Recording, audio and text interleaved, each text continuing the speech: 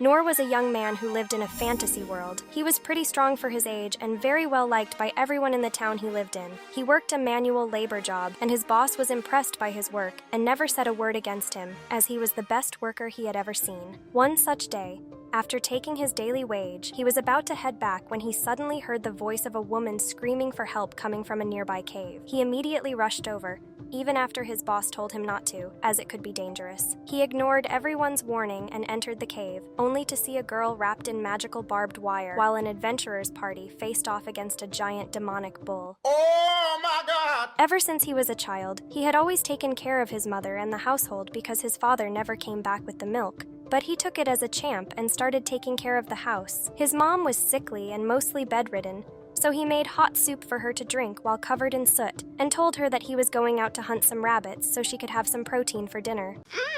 So good and tasty? His mother cleaned his face while apologizing for not being able to give him anything in life, but Noor put on a brave face and told her he didn't need anything anyway. Later that night, he prepared a hearty rabbit stew for his mom, but when he came back to feed her, she had already passed away from this world. Let's take 2 seconds of prayer for her, and meanwhile doing that, you should subscribe to my channel. Now, poor Noor had no one to call family in this world. He buried his mother outside the house but decided that he couldn't be weak and cry. He started living alone, tending to the garden, catching game, and taking care of the farm animals. He studied inside his room after thoroughly cleaning it. He trained his body by catching wild fish, carrying heavy loads on the mountains, and eating lots of protein every day. One night, due to loneliness, he climbed on top of a chair and took out an old dusty storybook and started reading it. This took him way back as he remembered the time when his family was whole, and his father would tell him tales about mighty adventurers who fought colossal dragons, learned magic from wizards, lifted curses in the haunted forest, and fought against an army of elves. These stories always fascinated him, as his father would tell him that the duty of an adventurer is to protect weak people and make sure they are never hurt. This gave him inspiration to do something with his life. And the next day, after tending to the animals, he got ready to leave his home and move towards the city to try and be an adventurer. He stayed in the forest at night with a campfire, and by the next morning, he arrived at the beautiful city of his kingdom.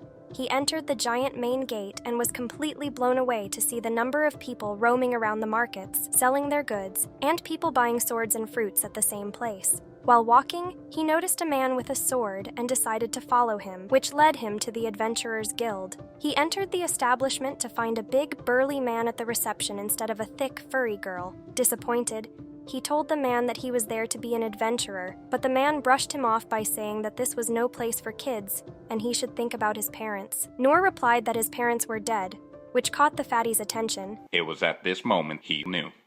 He f***ed up. And he told him to drop by the training school first. Noor seemed confused, but the fatty told him that to join a guild, he needed to pick a school, go through basic training, pick his class and skills, and only after graduating could he become an adventurer. Noor was happy for the information, and excitedly headed over to a school with the aim to become the strongest swordsman. He enrolled and started training in the way of the sword, but even after several weeks, while every other student started awakening their magical potential, Noor still had no magical abilities. He kept practicing, and several months passed by, after which the instructor told him that he didn't have the talent and was wasting his time there. He told him to join a different school, as he was definitely not fit to be a swordsman. Noor didn't give up and found the school and decided to train as a warrior. He started training under a big, fat redhead.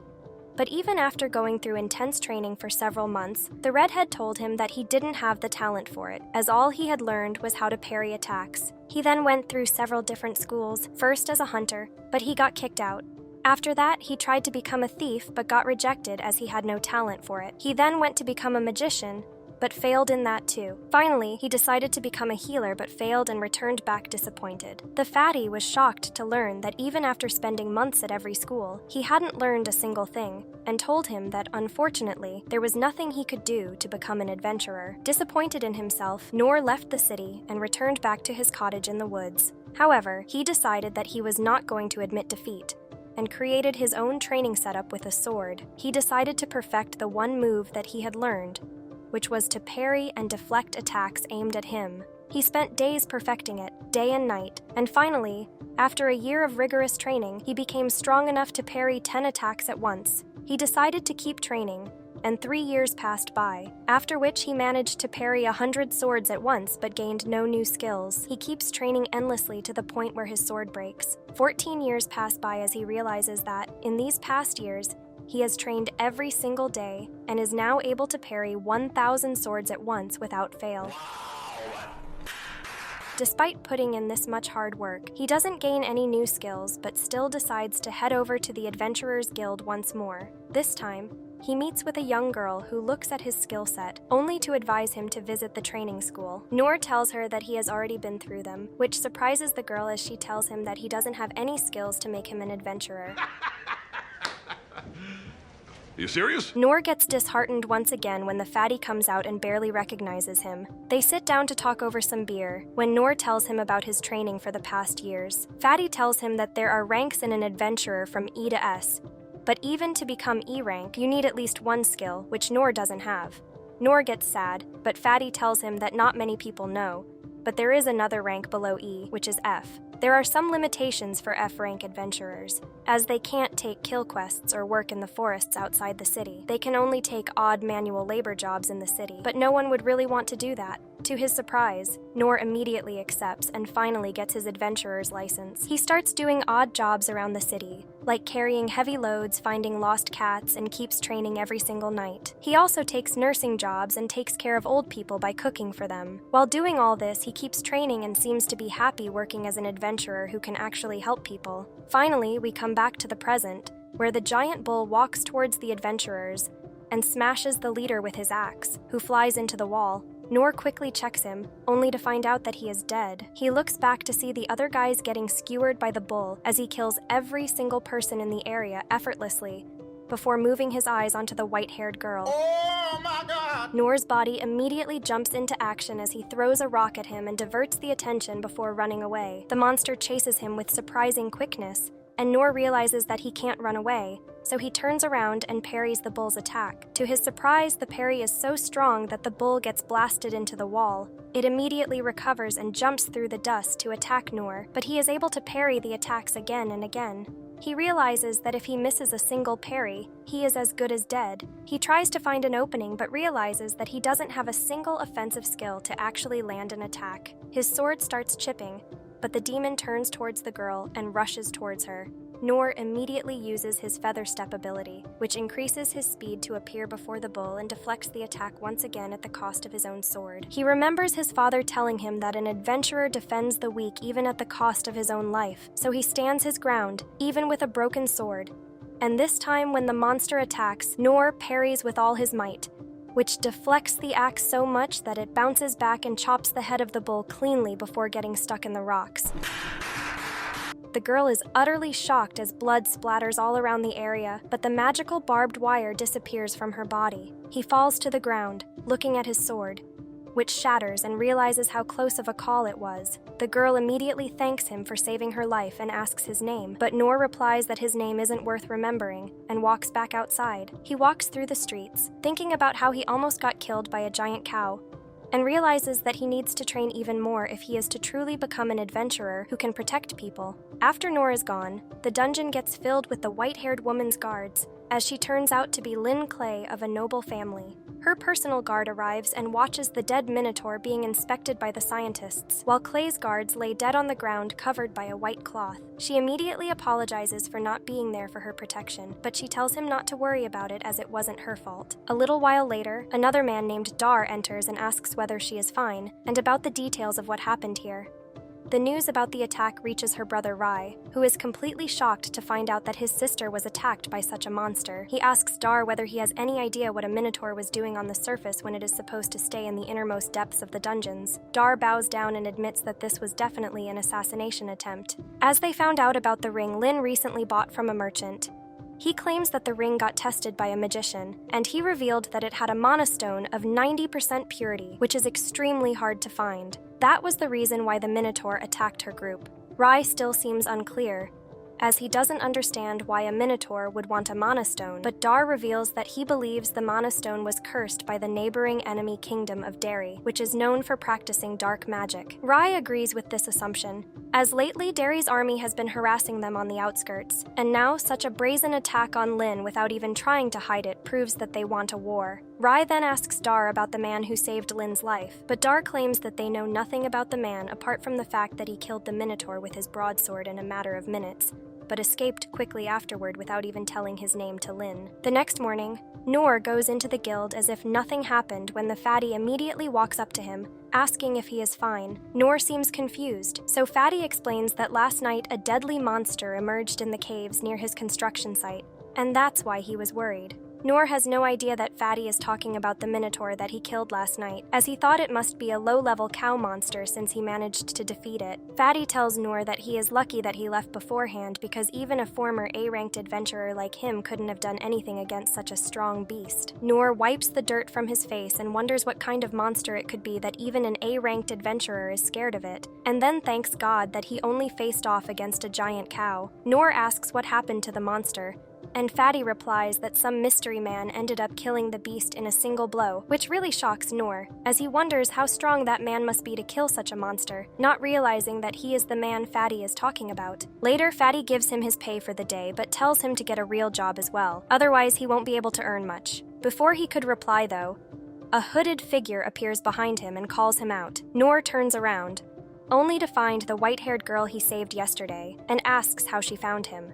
She apologizes for following him, but claims that she used her long-distance detection skill to find him. He asks whether she learned it from the thief schools, but she claims that she is from the magician branch but has equal skills in all the 6 branches. Lin notices that she is drawing way too much attention and asks Noor whether they can talk somewhere more private, but before he could reply, Fatty grabs him and asks what the hell he did. Noor replies that he didn't do anything wrong, while Lin deploys a soundproof barrier and asks him to come with her. They both exit the building and walk through the streets to a desolate area, where she tells him that she really wanted to thank him, as not only did he save her life, but he also saved the lives of a lot of citizens.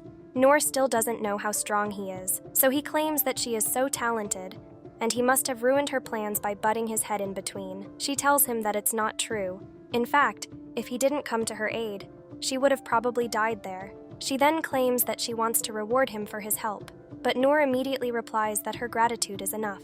Lin, however, is not so easily pushed away, and she tells him that she is a person of status here, and even her father would like to thank him personally. He again refuses, which shocks Lin, who has no idea why a man would refuse a reward from a noble. She asks whether there is anything troubling him, and even claims that her father will give him a lot of land if he wants it, but Noor keeps rejecting her offers. He tells her that he doesn't need anything from her, which makes her tear up as she feels obligated to repay him for his help. She tells him that she won't move from this place till he accepts her gratitude, which reminds him of the time when he did the same to one of the instructors of the healing school branch. He finally gives in, and agrees to meet with her father, but refuses to take any over-the-top rewards. This makes her happy enough, and she uses magic to conceal both herself and him as they walk through the city back to her mansion. When they finally reach her house, Noor is completely shocked, as he has never seen such a big and lavish place.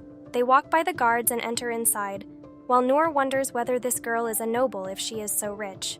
On the way, they end up running into her personal guard, Eni, who looks at him suspiciously and asks who he is. Lin tells her that this is the man who saved her life, and she immediately softens up, claiming that she will take them to the Lord. They follow Eni through the gallery when Noor spots a guy wearing yellow armor waiting by the window, and he immediately jumps into action, spinning his lance before pointing it towards Noor and asking who the hell he is. Eni tells him to back off, as he is Lin's guest. But this Pikachu-looking asshat ends up making fun of Noor for looking poor. Eni introduces him as Gil, and asks him to accompany them into the room, as she still doesn't fully trust Noor. They wait outside the hall, as Lin's father, Clay, was talking to his son about the chances of war increasing, as they remember the last time they met with the King of Derry, who ended up insulting them and threatened to wage war against them if they didn't give them access to all the dungeons in their kingdom. Soon, the door opens, and they all enter the hall, while both Eni and Gil drop to one knee in front of their lord.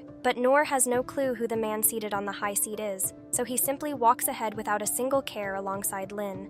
She introduces him to her father, claiming that this is the man that saved her life. And immediately the Lord gets up from his seat and moves towards Noor, thanking him for saving the life of his girl. Noor tells him that he is not a noble and has never talked to nobles before, so he doesn't know how to properly behave. But the Lord doesn't seem to mind, as he laughs and shakes his hand before asking him to choose anything that he wants for a reward. Ooh, I want some pizza! Noor immediately declines, claiming that he neither wants land nor gold. The Lord seems confused, but tells him that if he wants, he can have half the treasure of the oldest dungeons in the world that fall in their kingdom. Rai advises against it, as the treasure is worth more than a small country's GDP, but to their surprise, Noor refuses it as well, claiming that he doesn't want any kind of gift from them.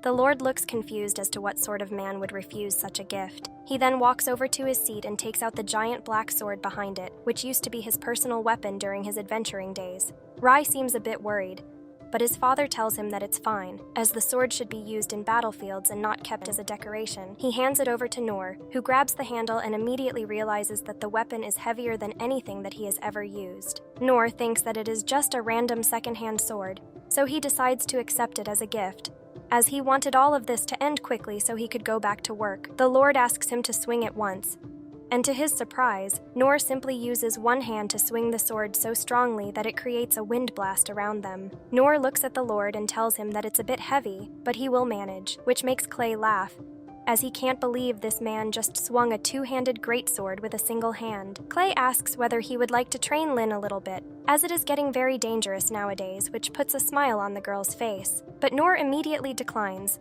claiming that there is nothing he could teach her, and decides to leave. On the way through their gallery, he looks at the sword once again and realizes that it is the same size as the drainage ditch, which means that he can use it to scoop out dirt from the ditch much more efficiently. Before he could leave, though, he gets stopped by Gil, who puts a lance to his face, telling Noor that he wants to see whether he is worthy of that sword. Noor wonders whether he will ever be able to leave this mansion to get back to work or not. If you liked this video and want a part 2, then like and comment on this video. Also check out my other recaps as well.